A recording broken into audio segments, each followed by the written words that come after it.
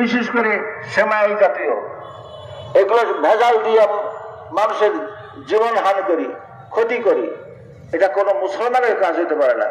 ওইখানে ওই ব্যবসার মধ্যে আমি যদি চিন্তা না করি, যেখানে আল্লাহ তাআলা আমাকে দেখতেছেন আমি ভেজাল কি করে দেই, ওজনে কি করে কম করি, এগুলো করতে পারি না। নামাজের মধ্যে যেমন আল্লাহকে হাজির নাজির জানি, যে কর্মক্ষেত্রে প্রতিটি ক্ষেত্রে প্রতি জায়গায় আমাকে আল্লাহকে হাজির নাজির জেনে কাজ করতে হবে, তবেই আমরা পরিপূর্ণ মুসলমান হতে পারবো। আমি অনেক কথা বলার ছিল কিন্তু বলার সুযোগ নেই।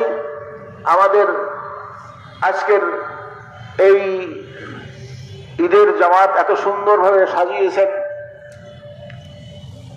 এত সুন্দর পরিবেশের মধ্যে আল্লাহ তাআলা আমাদেরকে নামাজ পড়ার সুযোগ দিয়েছেন।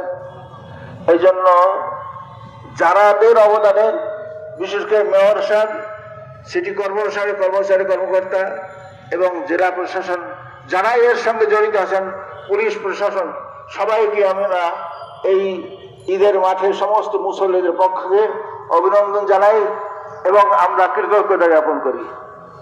আমি এই মুহূর্তে